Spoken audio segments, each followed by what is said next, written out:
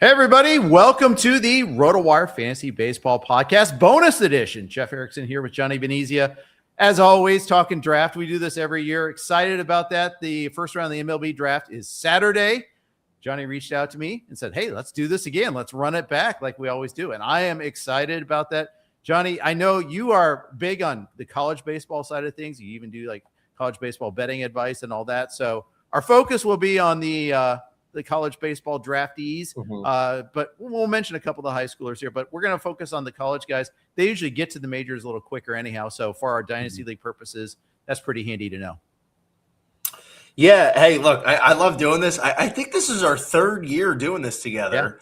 Yeah. So I really like this. And, you know, when I reached out to Jeff, I'm like, obviously we got the MLB draft coming up as we do every year. We usually talk about after, like we look at the implications after the draft happens, like what are the looks for guys with fantasy and, you know, the rookie of the years, et cetera. But I said, you know what, let's start doing a preview. We'll talk about the before and the after. That way you can really dive in once everything's settled and the guys are selected to their respective teams. So I'm really excited to be talking about the draft before it happens.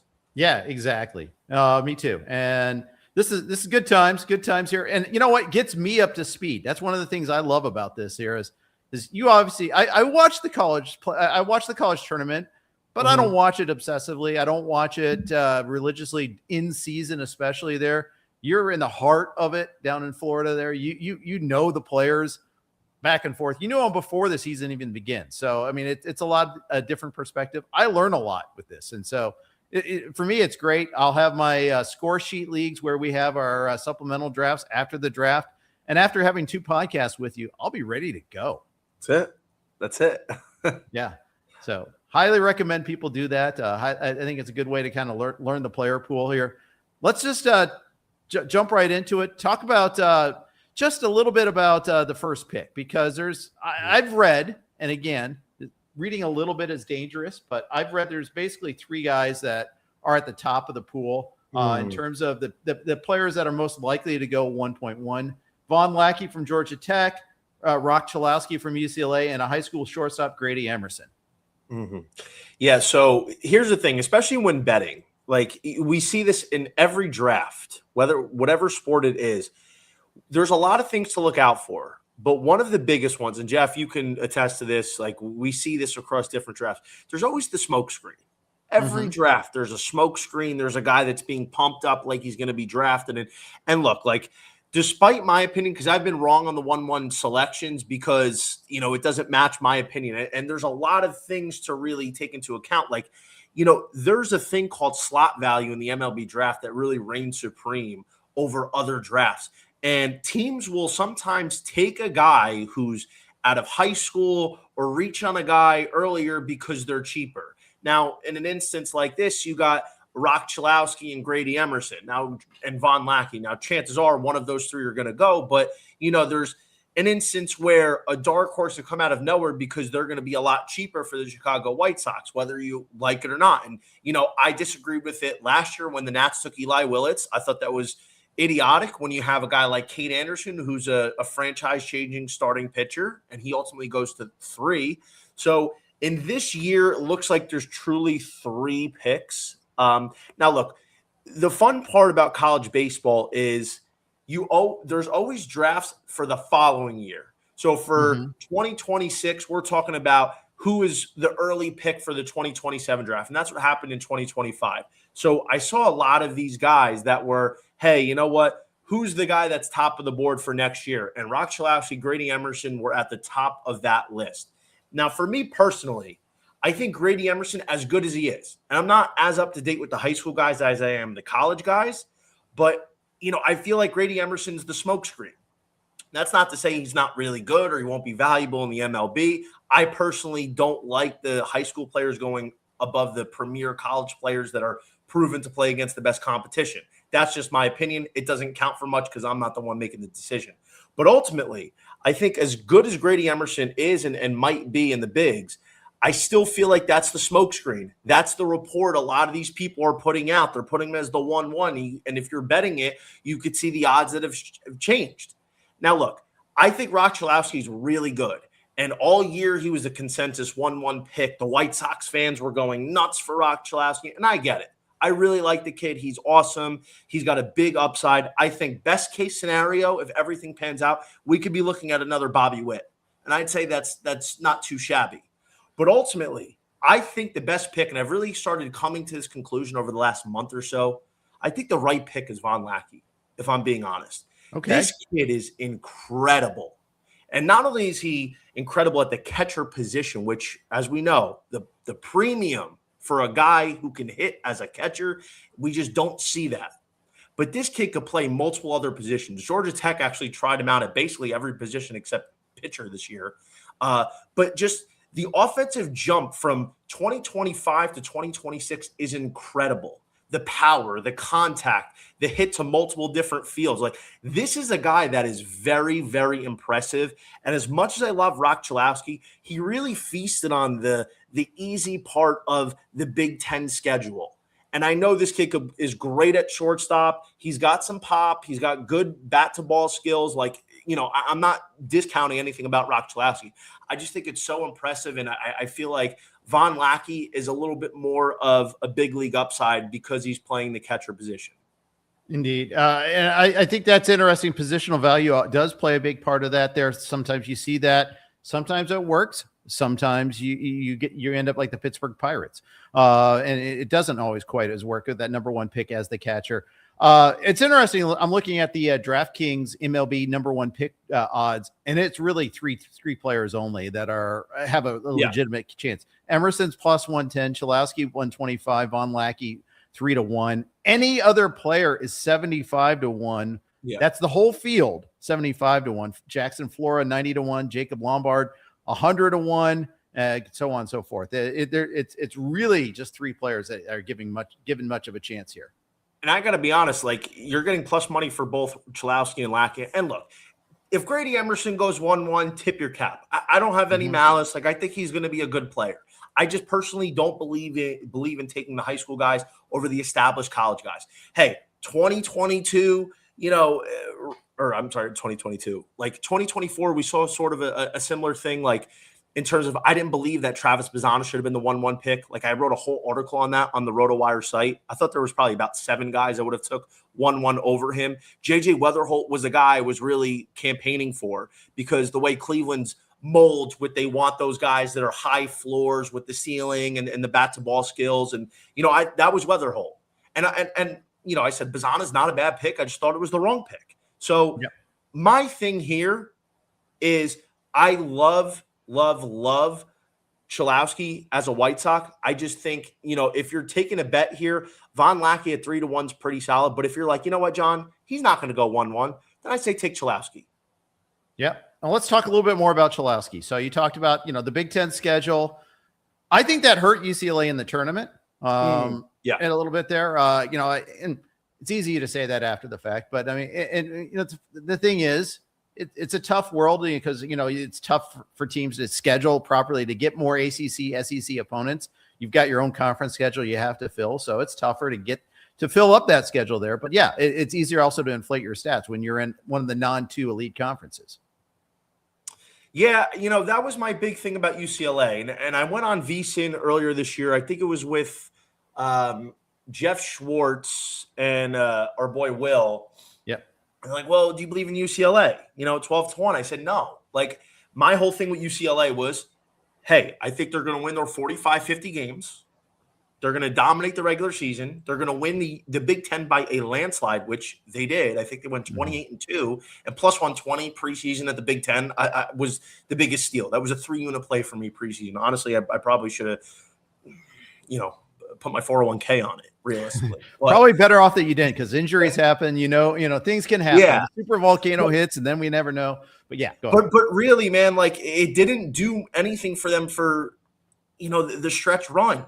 And, look, UCLA looked really good the first 2 weeks before conference play started. Like, those games at Globe Life, those tournaments, they looked phenomenal. Like, wow, this team's really got the grit. Like, they really do.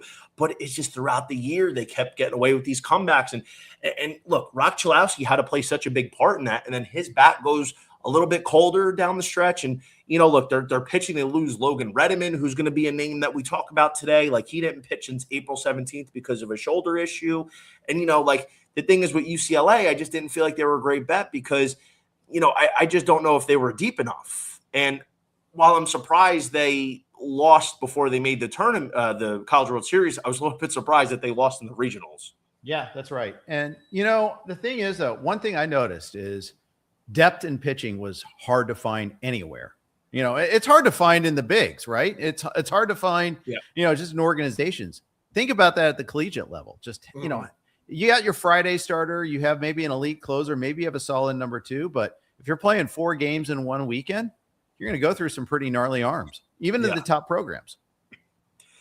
Yeah, pitching depth is always so key. If you look at all the teams in the last decade plus that have won it, all of them have had at least some form of quality pitching / depth. And that's just the name of the game, especially in this day and age with college baseball.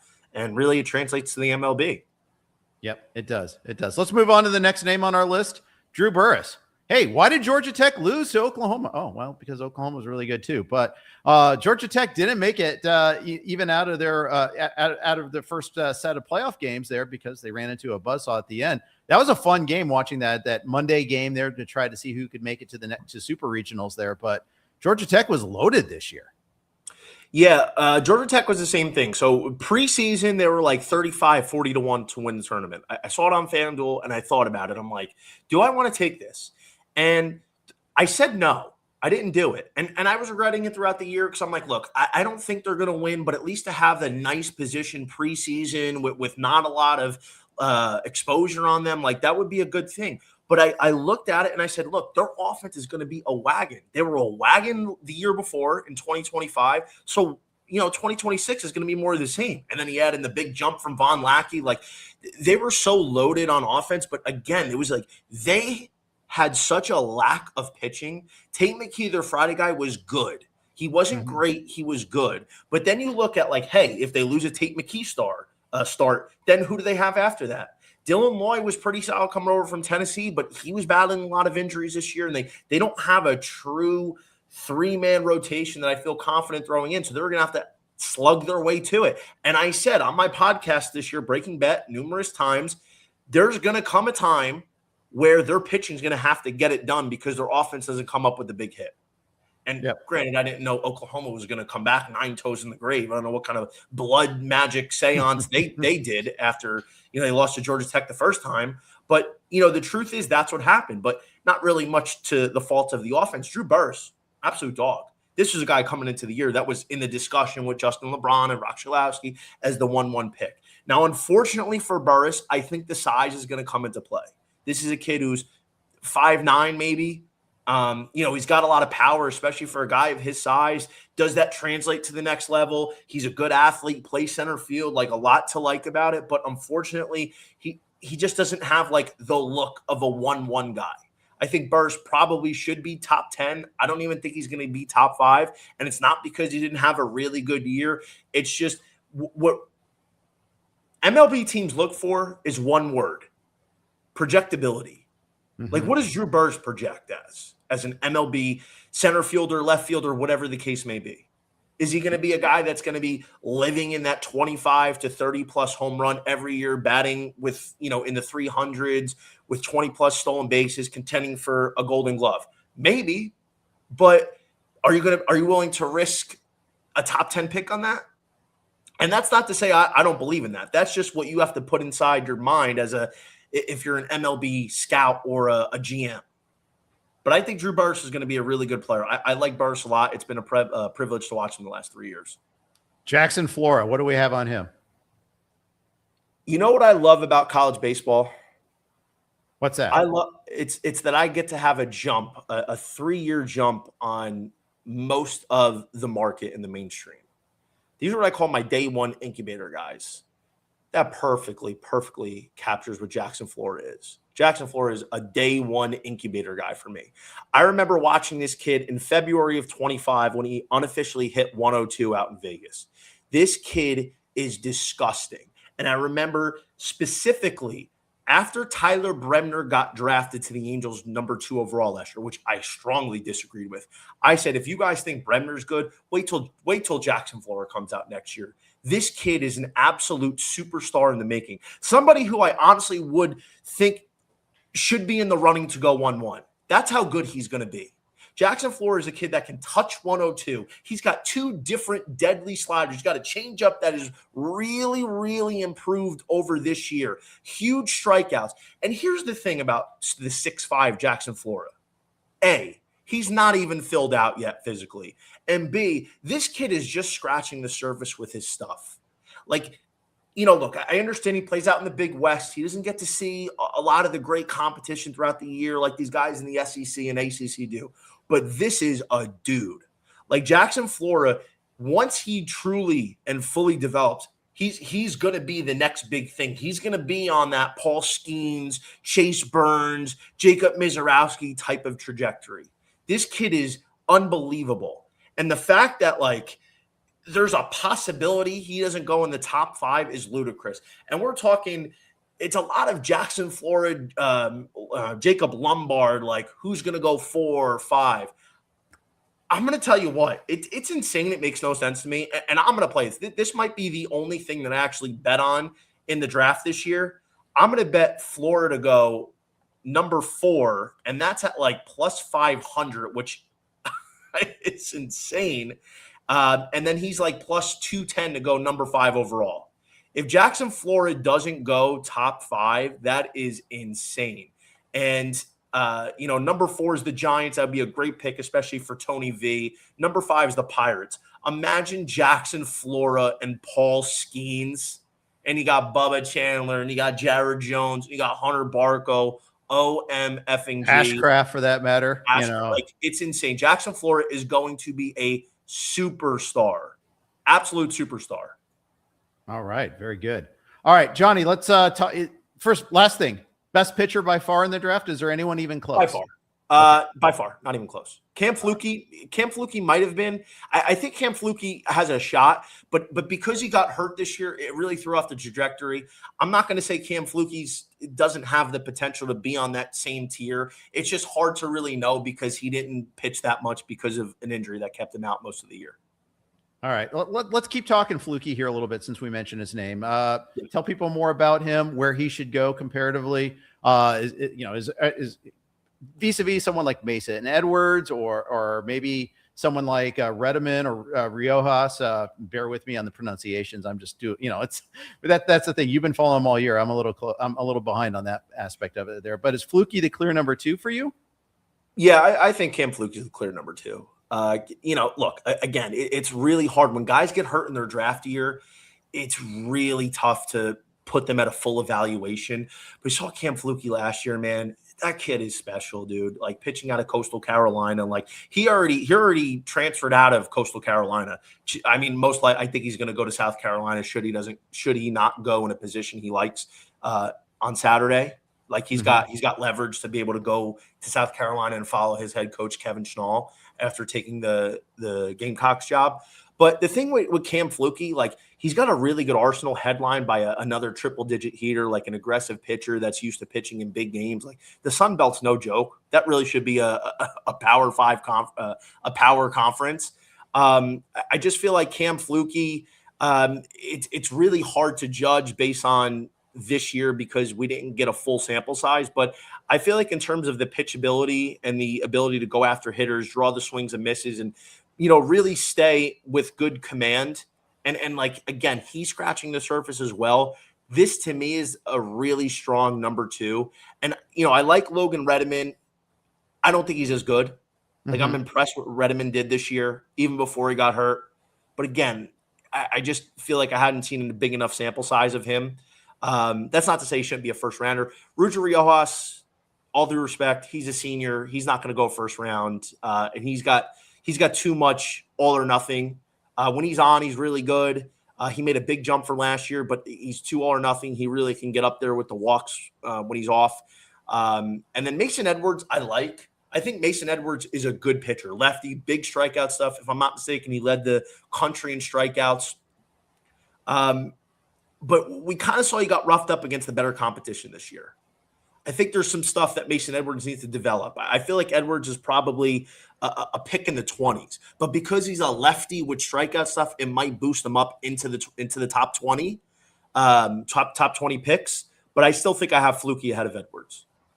All right, very good. We've got a couple more college bats to talk about, but first, if you're kind of the sports fan who can't help but debate stats, remember random NFL facts, or spend way too much time thinking about fantasy football, you've got to check out Gridiron Trivia. It's a daily NFL trivia app.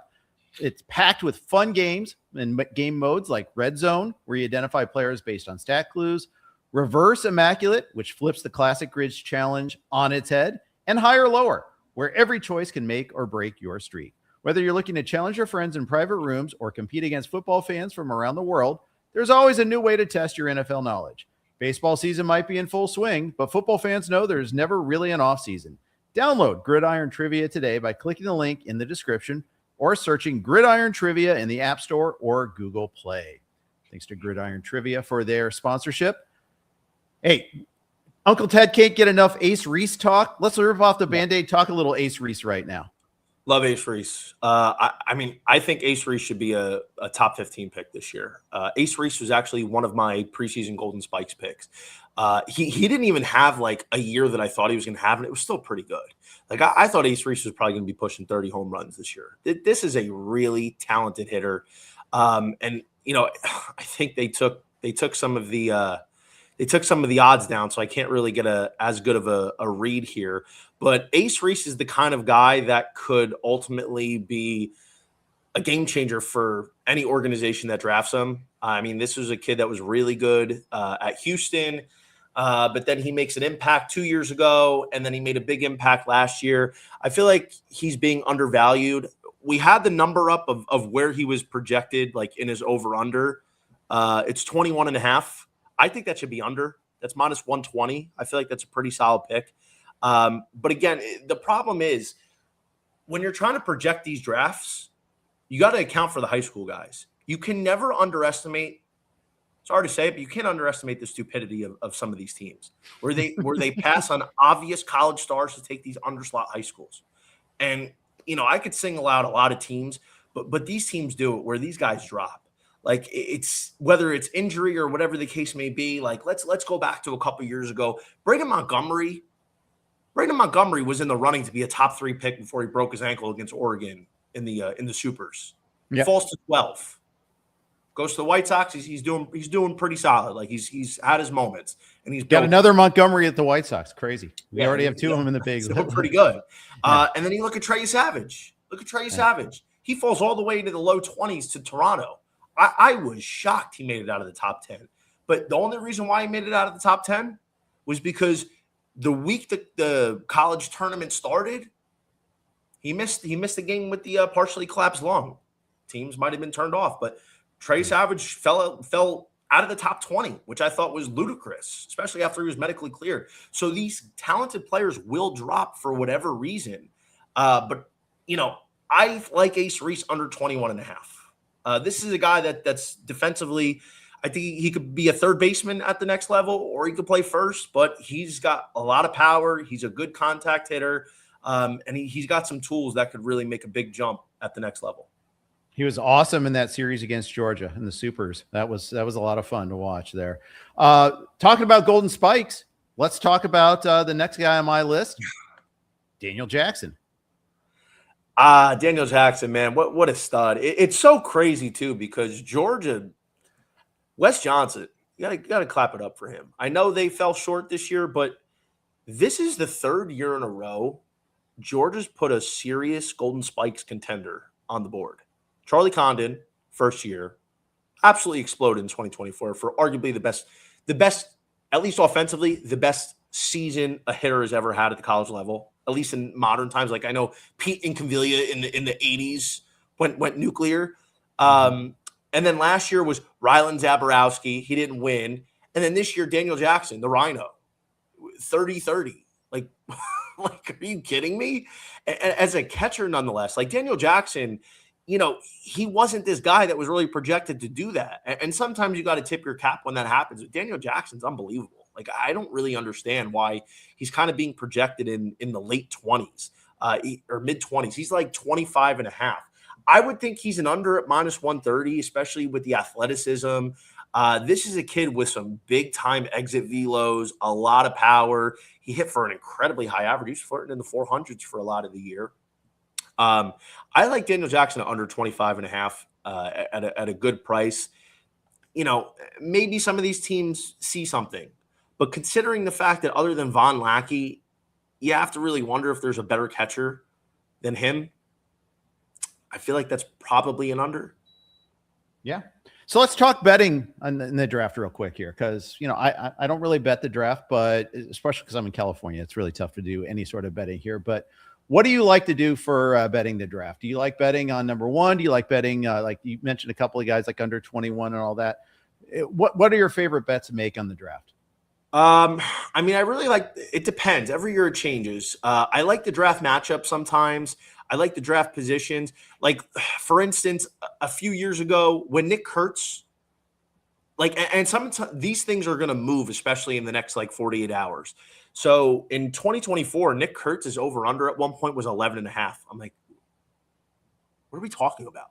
This is a top 5 pick. What are we saying? So crush that. And you could take advantage of stuff like that. So it really depends. Like, sometimes I like to single out players, for this instance. I think it'll be insane if Jackson Flora doesn't go 4 or 5. Jackson Flora right now is 5-1 to go number 4 overall. And then he's plus 215 to go 5.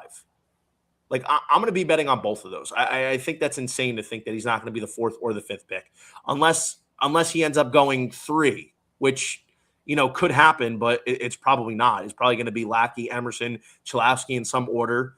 And then I'm actually interested in a long shot here. Top 10. Kate Townsend.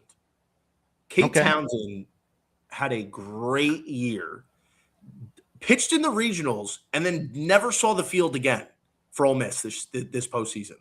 I was a little disappointed. I was kind of hoping he was going to draw that start against UNC instead of Hunter Elliott, or not Hunter Elliott, not Taylor Rabe. When they played Troy, the second game instead of Hunter Elliott. But is there a medical issue here with Kate Townsend? I don't think there's a medical issue. I think it was just they liked the matchup better. The thing with Ole Miss, they had 3 really good starters, so they had options, and that's just kind of the way it shook out. Against Auburn in the Super Regionals, they swept them in 2. Look, I think Kate Townsend, it's a long shot. There's a reason why he's 25-1 to go inside the top 10, but he's got a big fastball. This is a kid that's had a lot of experience on the job, a lot of training on the job. This is one of those guys that's a pitcher with a good ceiling that could be an underslot. I feel like there's some real juice here for Kate Townsend. I think at 25-1, I would take a little bit of a sprinkle here. Okay. All right. I like it there. Do you mostly stick to the sports books? Are you jumping into the prediction markets with this? How robust is the action there? I don't like the prediction markets. Okay, cool. But I don't dally myself, so that's why I thought. If there's a good pick to make, then I would do it. But I really have to like something. It's got to catch my eye. Mm-hmm. For instance, we're going to talk about a guy that have had circled for a while. There are 2 guys actually. Justin LeBron 15.5, Liam Peterson 15.5. I think in terms of guys that are trending down, I think those are probably 2 of the bigger college names, in my opinion, that should be trending down. Why is that? I love Justin LeBron. Again, this was a guy with Cholowski, with Burris, was in the number 1 overall conversation preseason. And Justin LeBron, I really love his game. He's got power. He's got great speed. He's a great defender at short. You're going to look it up. He made a ton of errors this year, but that's not really indicative of his game. It's misleading. He is a very, very good defender. Mm-hmm. He is so similar, and I hate to say this, he's so similar to one of my favorite all-time college players, Vance Honeycutt. 2024, Vance Honeycutt, I thought, could have been the steal of the draft. The big if was if the swing and miss gets cleaned up. And right now it hasn't. He's still in high A, and he got drafted a few years ago. He was North Carolina, right? Yeah. Like this was a Julio Rodriguez, Trey Turner mix, Gold Glove power vacuum center field. 25-25, 2 years. And the swing and miss, look what it's done to him. The Orioles can't figure it out. Justin LeBron's got that same issue. LeBron's got pop. I don't think he's got as much pop as Honeycutt per se. He's slim right now. He's got to put on some muscle. So he's got to get in the weight room at the next level to keep that pop going. But the swing and miss is bad. And it's been highlighted the last couple of years. And not only is the swing and miss bad, but this kid really struggled against the SEC. It was noticeable. Because you look at his overall stats the last 2 years, hey, it's not bad. But then you look a little bit deeper into what he did against the SEC, and it really wasn't that impressive. And people called him out on it. And to be honest, as much as I like Justin LeBron, there's a lot of room to grow. And it's in a sense where I don't know if top 15 is really the neighborhood he should be going, even at a premium position with a lot of tools. I honestly think I could see LeBron falling into the late 20s. So as much as I like Justin LeBron, I just don't know if top 15 for a guy with his much swing and miss is where I'd be looking. I like the over there. And then Liam Peterson, sort of another guy here, Jeff. I've watched Liam Peterson the last few years as well. And this was supposed to be the guy. When Liam, after Hurston Waldrop and Brandon Sproat left Florida, there was Kate Fisher, didn't work out. And then Liam Peterson. That was the guy that was hey, this is going to be a future top 10 pick. This is the next big pitcher out of Florida. This stuff is good. He's a fastball pitcher. But, God bless Liam Peterson. Number one, this kid is folded in big games. He's folded big time. And he is stuff over command. And I know that's the game we're in now. I don't like it. Stuff over command is really what these kids strive for. That's what they're being taught these days. And he's got great stuff when he's on. When he's on, he's on. But the inconsistency is a problem. I think he needs to continue developing the secondary arsenal. He needs to learn how to command the fastball a little bit better. And the stuff's there. But I just think the inconsistency is too much. This is a guy who could be great or terrible. And I think 15.5 is it's too short. This is another guy that I think probably goes, in the 20s. I don't know if I see Liam Pearson as a guy that I would be taking in the top 15. He's talented, but, we're talking in that same bucket. I think Cam Fluke is a no-brainer over him. Yeah. Yeah. And I got to say, I think probably I would even take the shot over Kane Townsend instead of Liam Peterson. Mason Edwards, there's a lot of starting pitchers, at least from the college level. We're talking college right now, that I would be taking over Liam Peterson in this draft.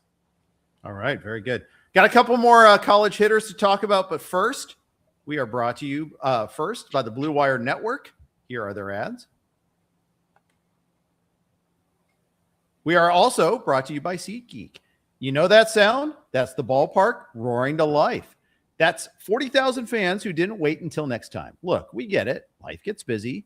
But here's the thing. Tonight's game is happening whether you're there or not. And SeatGeek makes getting there ridiculously easy. As the official ticket marketplace of MLB, SeatGeek has seats to every ballpark, every matchup, every rivalry game you've been meaning to catch. Find last-minute tickets, compare prices so you know that you're getting a good deal, and buy with confidence thanks to the buyer guarantee. Forget scrolling through someone else's stadium photos. Forget the wish I was there comments. Tonight, you could be the one posting, because the best baseball memories, they don't happen on your couch. They happen when you grab your crew, head to the park, and let the game take over. Open SeatGeek or buy tickets directly from RotoWire via the MLB lineups page. Your seats are waiting. Big thanks to SeatGeek. Big thanks to the Blue Wire Network. Here with Johnny Venezia, we are talking the draft. Got a couple more prospects to point out. Tyler Bell. What do you got on Tyler Bell?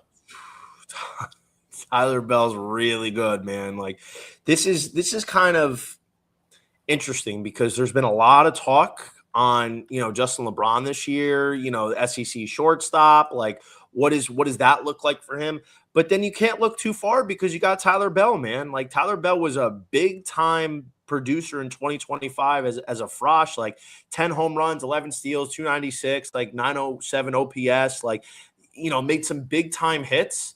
And like on paper, it doesn't look like big stats, but it's college, so you have to take it with a grain of salt. And you got a shortstop that's switch hitting in the SEC.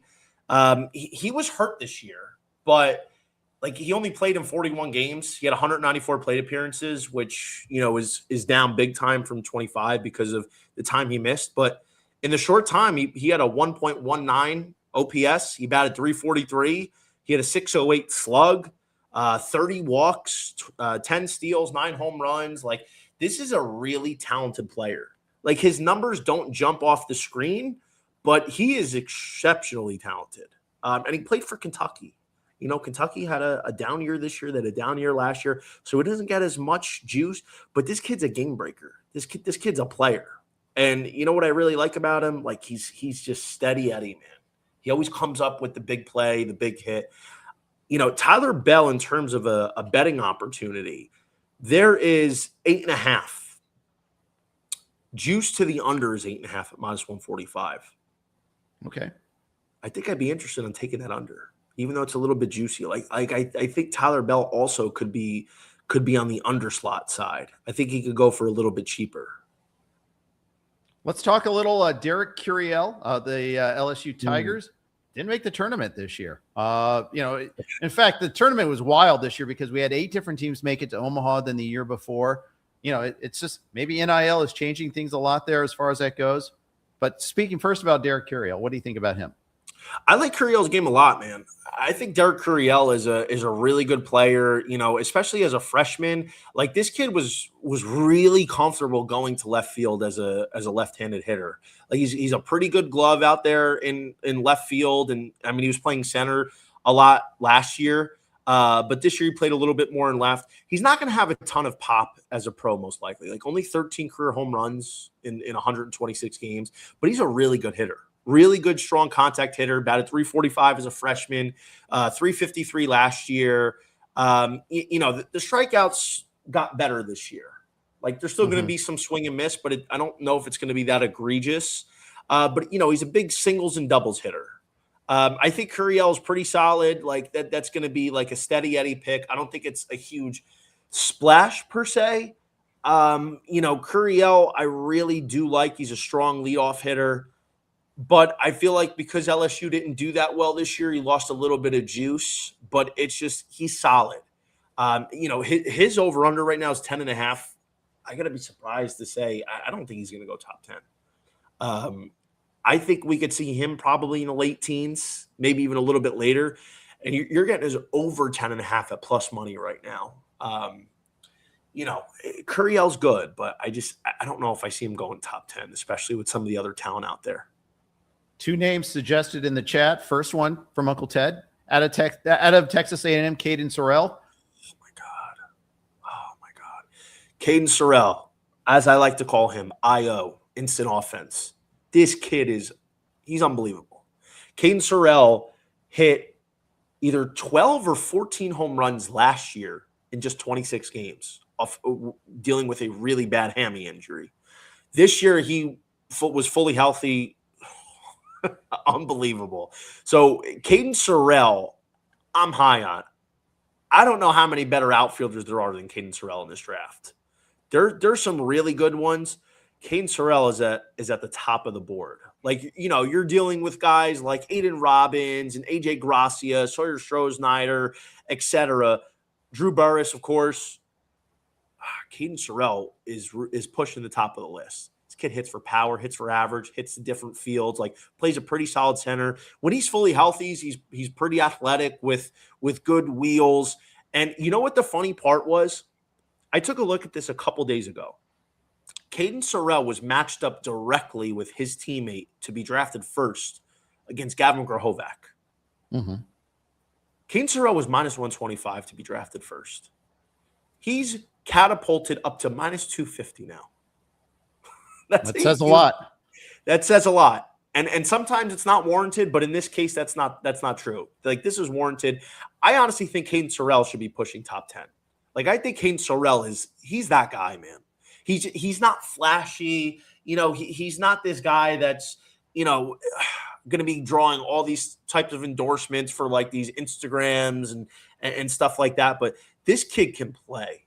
and a left-handed swing. It's smooth. It's fun to watch him play baseball. So I think Caden Sorrell is a very interesting pick.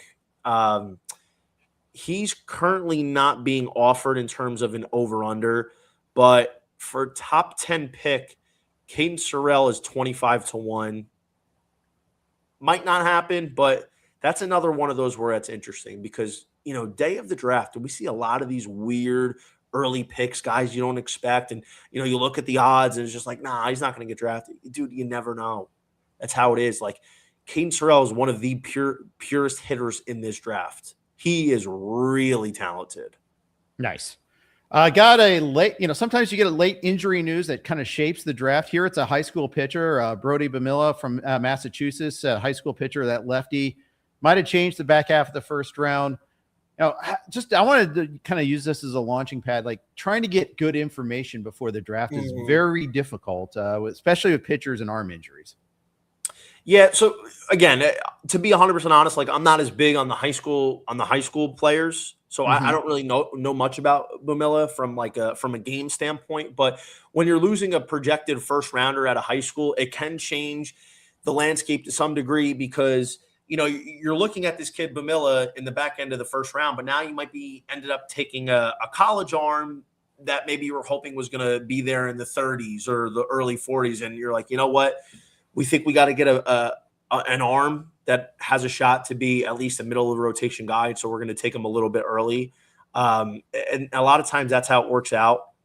But, it does throw a wrinkle into things because, again, it changes the slot value. Some of these guys are going to take less money out of high school than these college kids are. These 21-year-olds are looking for more money a lot of times than the high school kids who have a lot more leverage that can go to school and sit this draft out and come back the following year. Indeed. I want to talk about landing spots. We talked about like the Orioles maybe struggling to develop hitters as of late. There's certain franchises you want your draft prospects to go to, others you don't. When you're looking at, how much do you take that into account when you're looking at like certain, like we'll just say with college hitters, where do you want your college hitters to land? Where do you want them to avoid? I mean, if you're a college hitter, you want to go to Colorado, don't you? Of course. Yeah. Colorado per se hasn't developed the talent, but they're hitting in a great ballpark. I mean, really, you just want them to go to a place where they're going to be able to develop. Ideally, you want them to go to a hitter's ballpark.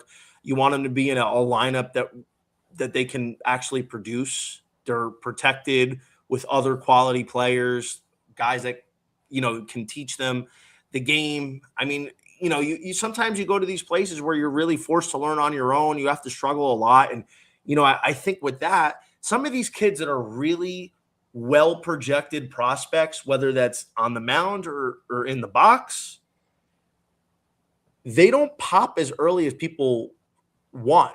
Like our world now is instant gratification. If a high prize prospect doesn't pop immediately, he's a bust. He's done.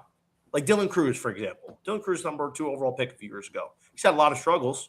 I mean, I've talked to people in the college circle watching him at LSU. Like, was this kid going to struggle with his swing?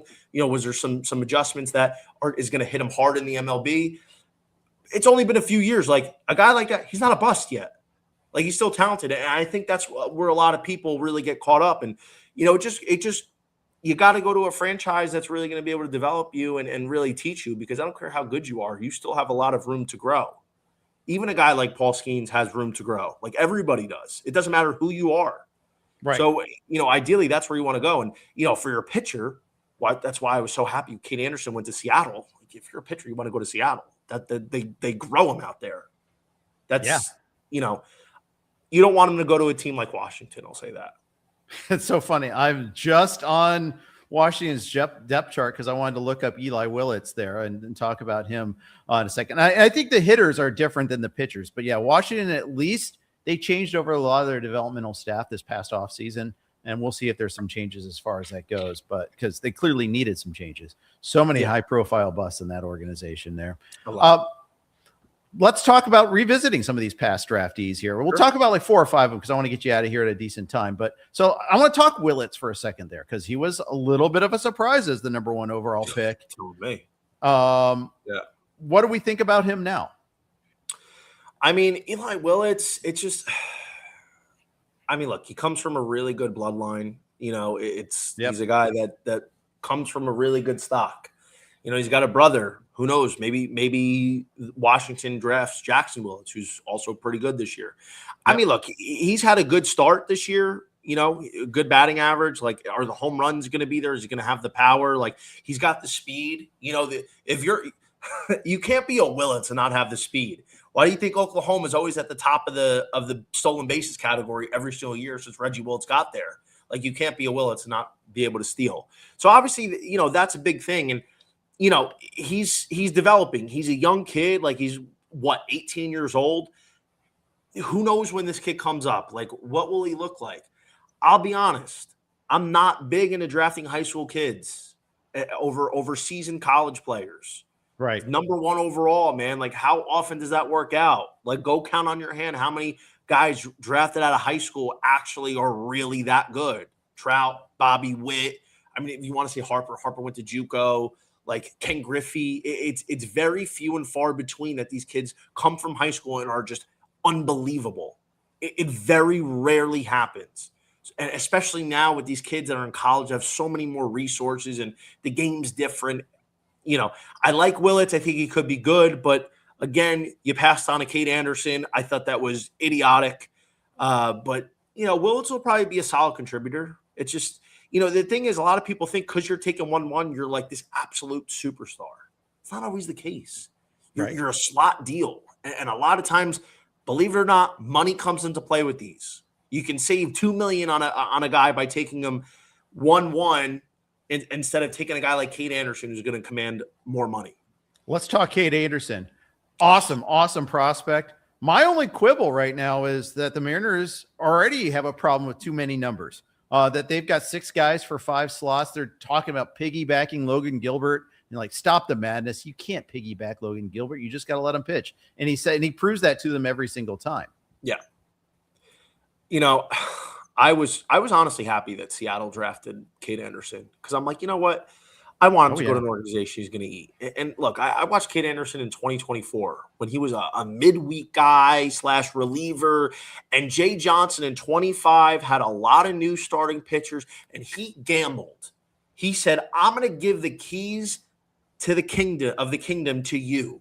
A guy who's an unproven Friday night guy, a Friday night guy in the SEC, you got to be diff. And Cade Anderson really wasn't that proven in that role, and he was unbelievable. A huge jump. That doesn't happen that often, a guy who jumps from 24 to 25. And now Cade Anderson has become this superstar, one of the top pitching prospects in all of baseball. And he does it through a bevy of different pitches, and he's focused, he's a workhorse. And I don't know why Cade Anderson's not up in the majors. I honestly thought he could have been up in April. I mean, he's not. It's pretty aggressive to start him at AA, to be honest. Most teams don't even do that, even though it's merited, and he's obviously proven that. But it's just not done that much. That's the thing. It's not. But at the end of the day, man, like when you're that guy, you're that guy. And honestly, I think Anderson should have been up a month ago. Like what are they waiting for? It's never a problem to have too much pitching. Like you got to find a way to work them in because especially come the stretch run, like Seattle, I think just overtook the AL West. Like they're up there. Like, they have a lot of pitching, but let's be honest. Do you think Seattle has the guy, like a true ace? Like Gilbert's really good. Brian Woo's really good. Miller could be getting there. Kirby's really good. Luis Castillo's over the hill. He's done. But do they really have the guy? Well, what happened to them is Hancock ended up being way better than they expected. I think, he improved his cutter to the point there is in his sweeper, especially. He improved his sweeper to the point where it became such an effective pitch that now they kind of feel compelled to leave him in because he's been too good. But sometimes you can get caught up in that there. I understand where their issue there that's why they're trying to piggyback as it is because they got too many guys. But, I get that they need to make room. I think Cade Anderson could have like that David Price type of impact where exactly. Cade Anderson, I'm sorry if you think I sound dumb, but I'm not. I'm bringing Cade Anderson up immediately. I think this guy's going to end up being the ace of the staff within a year or two. He is that good, man. Yeah. And it's come so quick. And I didn't forgive Seattle from trading my boy Durangelo St. another day one incubator guy. You're going to trade a switch pitcher for Brendan Donovan? I understand they had so much pitching, but Durangelo St. they get rid of him for nothing. I mean, Brendan Donovan's a solid player, but you don't trade away your 15th overall pick from the year before for Brendan Donovan, like a borderline potential all-star. But neither here nor there.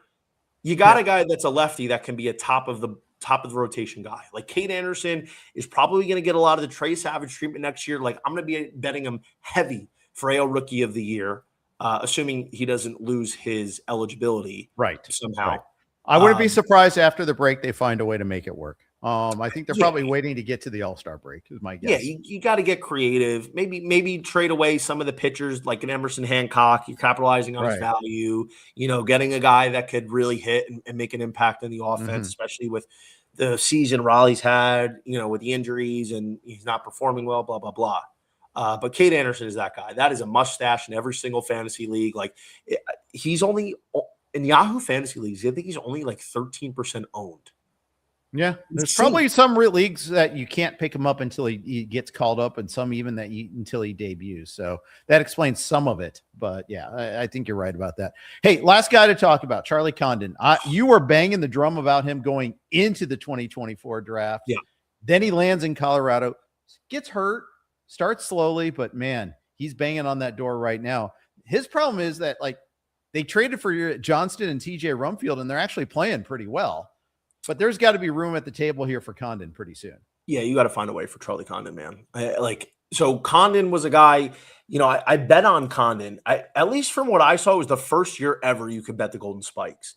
I think I got him at 15-1. So I bet Charlie Condon that year to win Golden Spikes. Obviously, you take it home. And then I was a little surprised to see he went number 3 overall. I mean, I'm not surprised Chase Burns went again ahead of him, but Bazana, neither here nor there. But that's another instance of instant gratification. Condon struggled. He got hurt. He struggled a little bit with the strikeouts. What people don't understand, and this was this way in college, Charlie Condon and Nick Kurtz are damn near identical hitters. Damn near identical. Except one's a righty versus one's a lefty. Nick Kurtz walks more than anybody. Nick Kurtz is the next Barry Bonds in terms of the amount he walks. But in any case, Charlie Condon, I bet him preseason at 45-1 to win the NL Rookie of the Year. So I'm there's no way this guy's not going to be up before the end of May. And he got hurt and he wasn't doing as well. But again, like Kate Anderson, why is Charlie Condon not up? You can't tell me that the Colorado Rockies are so good and they have no room for their number 3 overall pick, who's a Golden Spikes winner, who's absolutely dominating in the minor leagues. Charlie Condon is one of those guys that, I'm going to be taking a swing on for Rookie of the Year, assuming he doesn't lose his eligibility next year. This is also a guy that could be like Nick Kurtz pushing an MVP. I mean, obviously you got Ohtani, but you understand what I'm saying. Charlie Condon is really, really that good. Again, he's kind of like the Kurtz thing. He's probably not going to hit for as high of an average as he did in college. He's probably going to strike out a lot, but he's going to hit for a lot of power, and he's going to have a good enough average to make up for it. Can he kind of be a little bit like Kurtz in terms of drawing a lot of walks, getting that on-base percentage high enough? I think he can. This is a number 3 overall pick for a reason. I just really don't understand why Charlie Condon is wasting away. You're Colorado. What do you have to lose? You think there's some service time shenanigans going on here? Isn't it past that point though? Maybe they're saving it for next year. I don't know. It's the Rockies. I call them the paste eaters for a reason. So there you go. Well, let me ask you a question here. Okay. Colorado's picking 10th overall. They have a good amount of pitching prospects. They lose my boy Dolly. And again, all these guys, day one incubator. Dolly is one of my first loves since I started watching. Yes, I remember him. I remember when he was in the draft. Yep. That's sickening to me. But they lose him. So now, do you go pitcher if you're Colorado? Do you go Cam Flukie at 10, or do you maybe try and go grab like a Tyler Bell at shortstop if he's there, or do you get a Caden Sorrell or an Ace Reese? What do you think the direction should be for Colorado? I think you get. I think you make them the Blake Street Bombers again. I think that's the only way you win in Colorado is if you just bludgeon people. So Tyler Bell, Derek Curiel, someone like that, get another bat. I think Caden Sorrell would fit in really well there. He would.